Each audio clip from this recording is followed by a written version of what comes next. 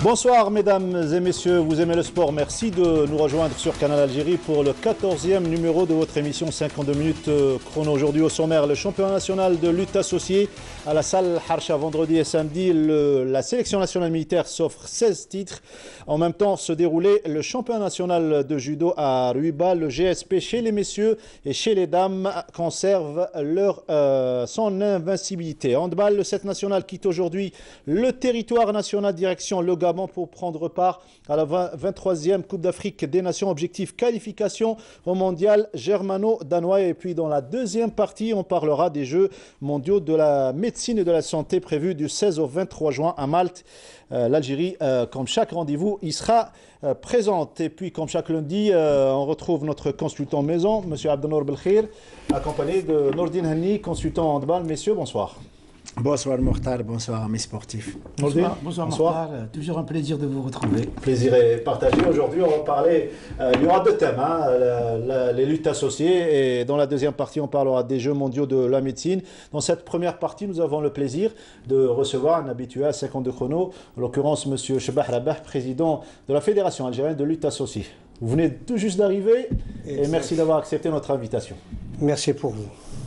Voilà, donc on va parler de cette discipline olympique et qui a donné tant de satisfaction à l'Algérie dans différentes manifestations internationales, notamment les Jeux olympiques, les championnats du monde. Et là, pour preuve, nous avons deux grands champions qui étaient absents lors du rendez-vous national. Le championnat national à la salle Harsha durant deux journées, on peut dire qu'il a atteint toutes ses promesses?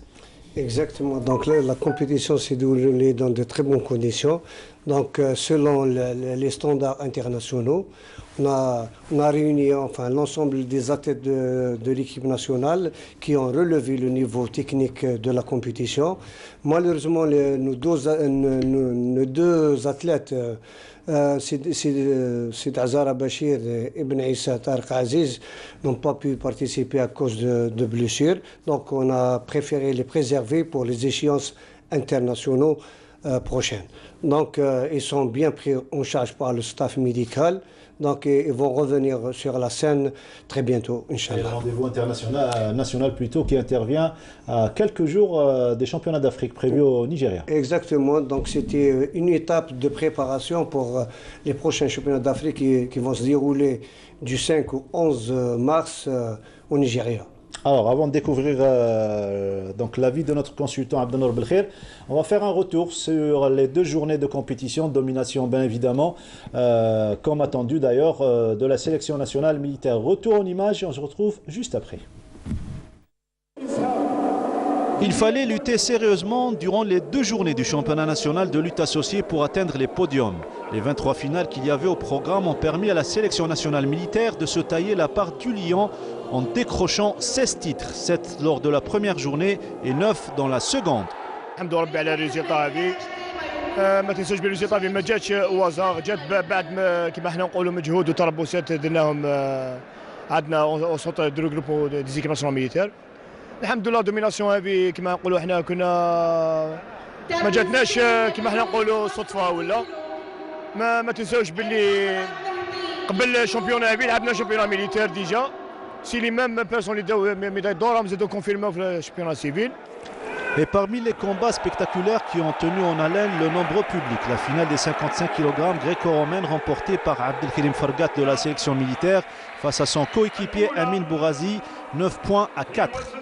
كانت مباراة قوية ولكن بفضل الله عز وجل وفقني ربي بريباريت بيان باش كنت معول نديها عندي عامين وانا نجري باش نديها والحمد لله رديتها. La finale des 63 kg gréco-romaine entre Mohamed Na'na'a de Annaba et Khalil Bourazi de la Sûreté nationale ne manquera pas d'intérêt. Un combat équilibré, 6 points partout, qui sourira finalement par décision d'arbitre à Na'na'a sous le regard vigilant de son papa et entraîneur. لكن الحمد لله بتوفيق من الله ووفقنا ربي وفزنا بالميداليه الذهبيه. يعود الفضل هذا لمدربي وابي انا عبد الرحمن. له جزيل الفضل. عشت هذه المباراه كانه انا كنت نلعب في الصغر. الدموع هبطوا لي في البساط ولا كان من تجي وليدي. Une autre finale 100% militaire et qui a tenu toutes ses promesses, celle des 72 kg, où l'arbitrage vidéo avait donné raison à l'arbitre et à Walid Raoui, vainqueur de son coéquipier Ammar Moumen, 4 points à 3. Les dernières secondes, le lutteur rouge, il refuse le contact avec le lutteur et le règlement international, c'est clair. Le lutteur, quand jeu passif, il perd un point et reçoit un avertissement. Le poids lourd en gréco-romain, Hamza Haloui, usera en fin de soirée de tout son calme olympien pour battre un adversaire redoutable et déterminé à gagner l'international Hicham Kouchit, 8 points à 4. Le spectacle se poursuit dans la deuxième journée. Les militaires imposent leur diktat et récoltent 9 médailles d'or supplémentaires. La Sûreté nationale, qui arrive en deuxième position, se contentera d'une médaille d'or et plusieurs places en finale. Quant à la participation féminine, les filles de Béjaïa, de Bouira et de la Sûreté nationale se partagent les principales places d'honneur de ce championnat national qualificatif au championnat d'Afrique. Nous allons essayer de gagner le maximum de médailles durant ce championnat et surtout avec la concurrence des grandes nations de la lutte africaine, le Nigeria, l'Égypte, la Tunisie.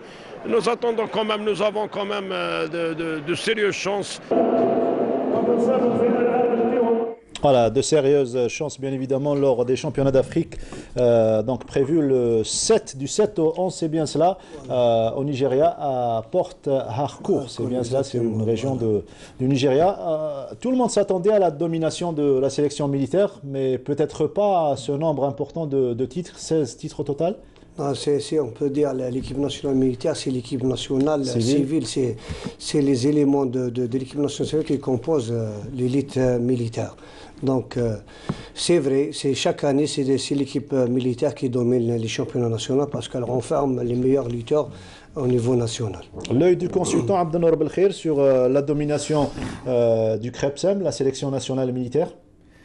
Oui, d'une manière générale, la compétition en elle-même nous laisse peut-être penser que la lutte algérienne n'a pas de souci à se faire à l'avenir. Les combats, d'une manière générale, ont atteint la portée attendue et beaucoup de combats ont été riches en mouvements, parfois spectaculaires. Le niveau d'ensemble a été des plus appréciables et la sélection militaire qui compose pratiquement l'élite de la lutte algérienne a submergé pratiquement tous les adversaires et les militaires bien préparés, bien plus aguerris que leur adversaire ont laissé apparaître une belle santé. Ils ont mis beaucoup de cœur à l'ouvrage en dominant à plat de couture la presque quasi-totalité de la compétition.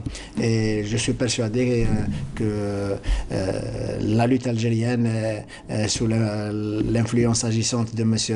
Rebah et ses collègues, a peut-être un avenir pratiquement radieux. Chebbah, voilà, je m'excuse. Chebbah Rebah, avec sa bonhomie et son sérieux et disons sa présence quasi permanente auprès de l'élite pour fouetter davantage, disons, le mouvement de la lutte algérienne. Le sérieux, justement, Nordine Hani, vous avez couvert pas mal d'événements où la sélection militaire s'est imposée dans différentes disciplines. Finalement, on dira qu'il n'y a pas de secret, seul le travail paye. Bah écoutez, on en parlait hors studio avec Abdelnour. Moi, j'ai fait le MEPS aussi. Lorsque les militaires avaient pris en charge l'élite algérienne, on a eu des résultats un peu partout. Je pense qu'il faut revenir un petit peu vers ça, vers ce système. Pour en revenir maintenant à M. Chebbah, moi je peux en parler, puisqu'il y a un peu plus de 4 ans, alors que j'étais consultant ici, il était venu nous voir, c'était son premier mandat. Il nous avait parlé de ses objectifs. Je dis qu'aujourd'hui, il a réalisé ses objectifs. Bravo. C'est bien de se rappeler. Absolument. Et beaucoup de fédérations devraient prendre exemple sur la fédération de lutte. Voilà. Merci beaucoup. Mais il faut dire que ça n'a pas été de tout repos durant ces 4 années ou plus pour gérer une fédération et refaire tout le travail. Franchement, on a travaillé durement pour atteindre les objectifs. Donc tout ce qui a été tracé en 2013, il a été réalisé dans sa totalité. Plus même. Enfin, bien sûr, voilà, on ne s'attendait pas à une médaille de bronze du championnat du monde. et un 5e mondial, 8e olympique. Quand même, on a pu placer 6 athlètes dans les top 10. Donc, et pour une première fois, 3 athlètes aux Jeux Olympiques à Rio. Exactement. Donc, la lutte algérienne elle est en nette progression. Et revenons un petit peu en arrière en ce qui concerne l'élite nationale. Bien avant, quand c'était l'équipe nationale militaire, c'était un tremplin pour passer en équipe nationale civile. La majorité des athlètes qui ont émergé, donc c'est ceux qui ont passé par l'équipe nationale militaire, et la politique qui a été mise en place par justement la direction des sports militaires au niveau du ministère de la Défense nationale a apporté ses fruits. Et on peut dire que vous êtes tranquille puisque l'ossature de l'équipe nationale civile, c'est la même pour l'équipe nationale militaire et elle est bien prise en charge. Exactement. Actuellement, nous avons plus de 240 lutteurs éparpillés à travers toutes les régions militaires.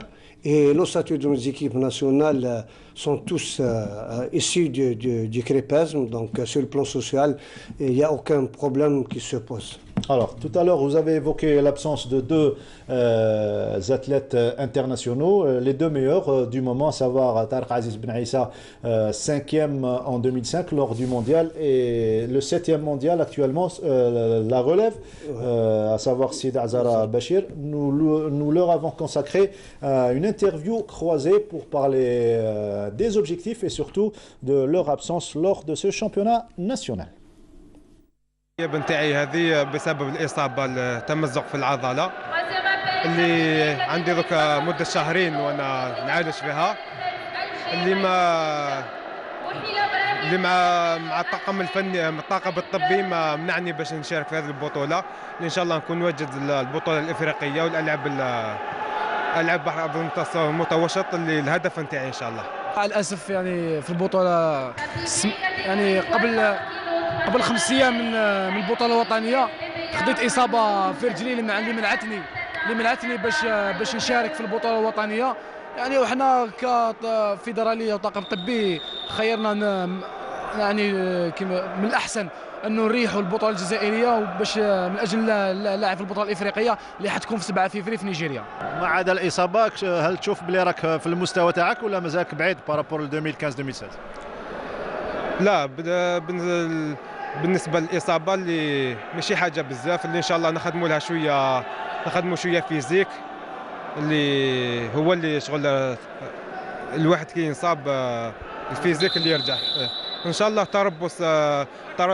تربص مختص في الفيزيك ان شاء الله، اللياقه البدنيه ان شاء الله نرجعوا كما كنا وان شاء الله خير ان شاء الله. غير الخير، بتيت فولور ولا؟ الحمد لله ماشي حاجه غراف، ان شاء الله 3 جور 4 جور زياده ونكونوا بيان ان شاء الله. كما يقولوا هذا هو الريسك دو ميتي. حكينا على الاخبار تاعك ملي دارني تيتر اللي درتهم، كيفاش راك تحضر يعني المستقبل؟ بون يعني دوك حنايا رانا نخمو دوك حنا ابري هذه شامبيون دالجيري اللي عندنا ستاج انترناسيونال في لا بلغاري نورمالمون سي تي نديرو في لا بلغاري ان شاء الله. ابري لا بلغاري نروحوا نلعبوا شامبيون دافريك ان شاء الله. مور شامبيون دافريك راح يكونوا تحضيرات كثيره عالميه مع مصارعين دوليين اولمبيين لتحضير الالعاب البحر الابيض المتوسط في اسبانيا. الاراده مازال هي توجور ان شاء الله، توجور بن عيسى اللي عرفتوه ان شاء الله. الهدف نتاعي اللي العب البحر الابيض المتوسط اللي خصتني في هذه البطوله ان شاء الله، خصني ميداليه ان شاء الله في هذا النوع. والنتيجه اللي حققتها مؤخرا فتحت لك شهيه؟ يعني هذا بيان سور، يعني كي يشوف واحد هكا اللي كيحس روحه بدا يوصل لو نيفو بروفيسيونيل نيفو مونديال، يعني يحب ما يخليش لا شونس لوكازيون تطيح من يده، وحنا ان شاء الله نبقاو معاها ونخدموا حتى نجيبوها ان شاء الله. في الجمهور ان شاء الله بيكونوا نتائج اخرى ان شاء الله، يعني نخدموا ونتعبوا سيريو واللي يتعب ربي ما يخيبوش.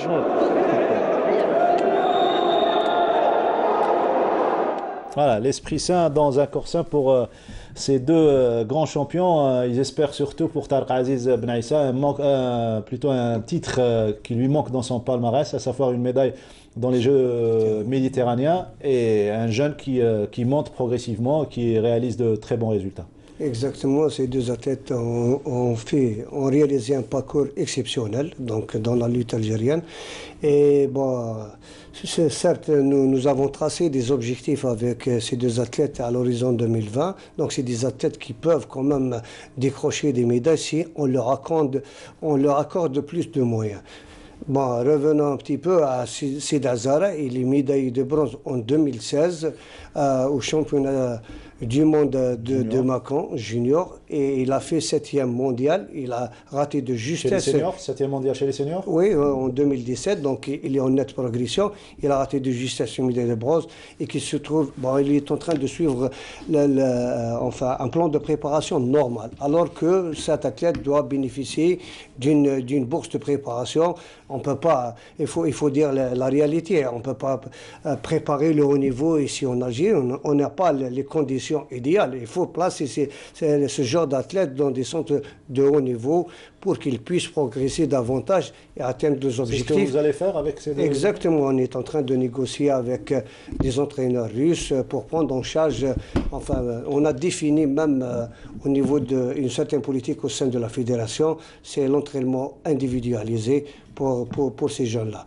Et on va les placer, on a commencé à faire un montage même financier pour les mettre dans des meilleures conditions afin de leur permettre de réaliser, parce qu'au niveau de la fédération, on a quand même un projet de médaille, et une médaille au plan olympique, ça mérite quand même beaucoup d'intérêt. Voilà, c'est ce qu'on espère donc pour ces deux athlètes. Le championnat national de lutte qui se déroulait en même temps que le championnat national de judo. On voulait à tout prix organiser à la salle Harsha. Vous les avez devancés. Qu'est-ce qui s'est passé?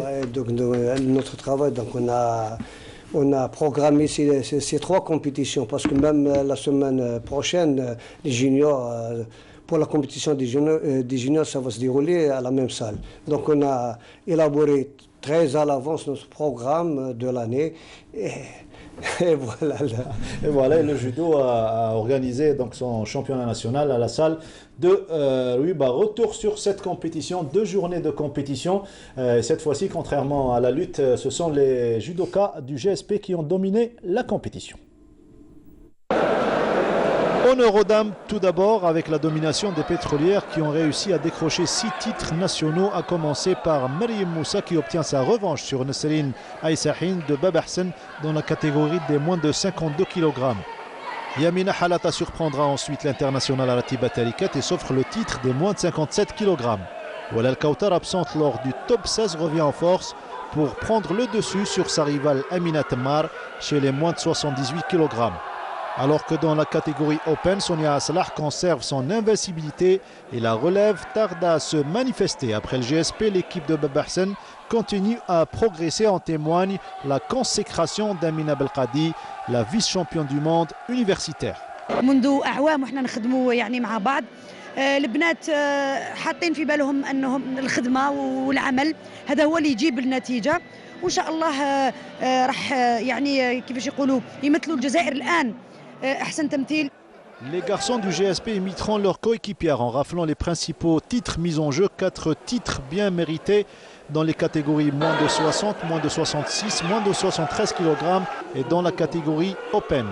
La sélection nationale militaire, fidèle à sa réputation, décroche 2 médailles en vermeil, et ce chez les moins de 80 kg et chez les poids lourds. L'USM Alger et la Sûreté nationale décrochent 1 titre chacun chez les moins de 100 kg et les moins de 90 kg. Ce genre d'événement, qui d'habitude se déroule dans de grandes salles, a tout de même connu un franc succès. رياضة الجودو لازمنا قاعة حرشة ولا قاعة متعددة رياضة كوبون يعني نقدر نقولوا جازت دون تري بون كونديسيون الحمد لله اليوم آخر يوم يعني جازت يعني دون تري بون كونديسيون وشفنا ليميرجونس دو كالك جون بانونا دوكا مازال العامل تاع المدربين ما كي داروا لا بروسبكسيون يخرجونا لا ميور سيليكسيون اللي تبريزونتي لاجيري او نيفو دو شامبيونات دافريك ولا في les tournois, les joutes internationales. Voilà, c'était un retour sur ce championnat national de judo à la salle de Ruiba, domination des pétroliers et des pétrolières. Les filles du GSP ont décroché 6 titres alors que les garçons ont pu obtenir 4 titres nationaux. Voilà pour le judo. On arrive à l'autre fait marquant de l'actualité nationale, à savoir le départ aujourd'hui, Nordin Hani, de l'équipe nationale, du 7 national de handball. Pour participer au championnat d'Afrique qui débutera mercredi, c'est bien cela, le 17. Déjà le départ aujourd'hui, après une préparation perturbée, on va dire, on part avec cet objectif de décrocher la qualification mondiale. Écoutez, avant de parler handball, je voudrais bien faire une mise au point. Je suis là en tant que technicien de handball.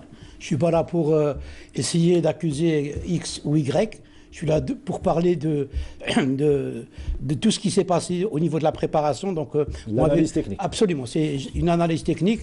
Je voulais que tout le monde le sache et qu'on ne pense pas que je suis là pour essayer d'accuser X ou Y parce que le match de handball, on est tous complices dedans. Donc voilà, je voulais que ça se sache. Très bien. On va revenir donc sur le départ. Avant le départ, il y a eu la dernière séance, mais avant cela également, il y a eu la conférence de presse qui est venue au bon moment, 2 jours du départ, du staff technique et des 2 joueurs, Ben Menni et Saoud Berkous, les 2 piliers de l'équipe nationale algérienne.